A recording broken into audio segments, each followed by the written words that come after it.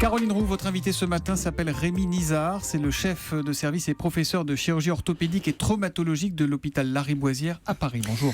Bonjour Rémi Nizard. Bonjour. Alors depuis vendredi, vous pratiquez ce qu'on appelle une médecine de guerre. Vous êtes repassé ce matin à l'hôpital Lariboisière. Absolument. Est-ce que vous diriez ce matin que c'est un retour à une situation normale dans cet établissement ? Oui, la situation est stabilisée, c'est-à-dire qu'il n'y a plus d'intervention en cours. Maintenant, les malades vont être successivement repris en charge quand c'est nécessaire, vont sortir pour certains, heureusement. Mais voilà, il va y avoir tout un suivi à assurer maintenant. Combien de patients blessés des attentats avez-vous reçus à Lariboisière ? Alors, sur les hôpitaux du 10e, Saint-Louis et Lariboisière, on a reçu une cinquantaine de patients qui ont été opérés pour certains à Saint-Louis, pour certains à Lariboisière. On a dû opérer sur Lariboisière, puisque c'est là qu'est le service de chirurgie orthopédique qui a été le plus impacté par cette affaire. Eh bien, on a dû opérer une vingtaine de patients. Ce qui est énorme. Est-ce que vendredi soir, vous avez eu un moment, vous êtes un professionnel, vous faites ce métier depuis très longtemps, de sidération ? Ou est-ce que tout de suite vous avez été, au fond, à la tâche, sans état d'âme presque ? Oui, c'est ça, c'est sans état d'âme, parce que vous savez ce que vous avez à faire, vous savez que ça peut arriver, enfin, on suit tous l'actualité, et donc vous savez que ce genre de choses peut arriver, et donc vous êtes concentré sur votre travail. Il n'y a pas de moment de sidération, il y a juste le moment où vous décidez d'y aller, de ne pas y aller, c'est juste quelques minutes. En fait, vous savez que vous devez y aller de toute façon, même par excès plutôt que par défaut dans ces cas-là. C'est-à-dire vendredi soir, vous étiez en train de regarder le match, on vous a averti qu'il y avait des fusillades et là vous n'avez pas hésité, vous êtes parti tout de suite. Vous aviez un pressentiment.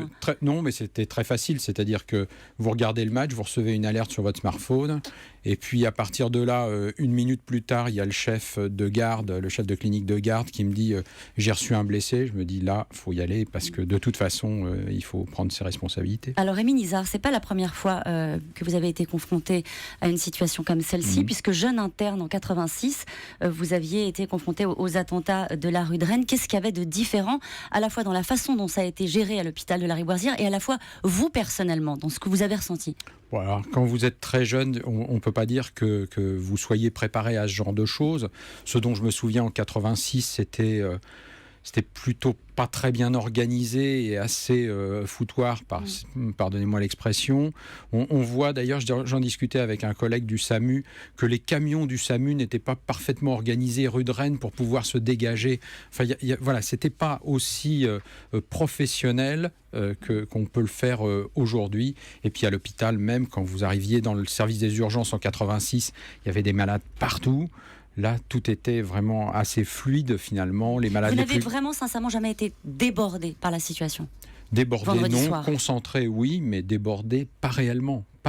Parce que l'hôpital n'est pas préparé malgré tout à recevoir autant de blessés par balle. C'est inhabituel.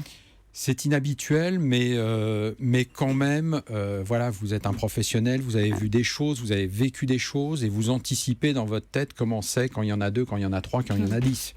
Donc voilà, ce sont des choses qu'on connaît, qu'on essaye de maîtriser au maximum. Et quelles sont les blessures que vous avez dû opérer ?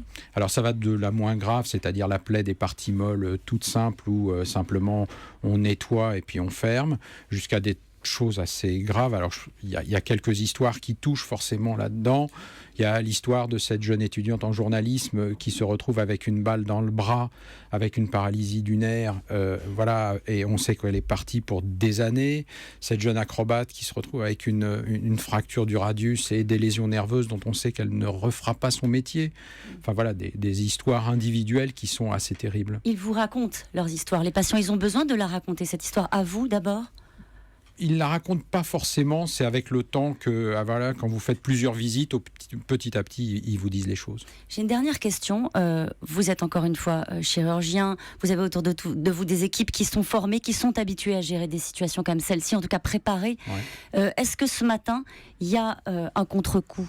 Dans le moral de vos équipes. Le moral des équipes, il est concentré, ils sont des vrais professionnels, donc ils vont avoir besoin de soutien, c'est certain, et on va le faire. Mais pour l'instant, on est dans l'action, et donc la question ne se pose même pas. Merci beaucoup Rémi Nizard. Je vous en prie.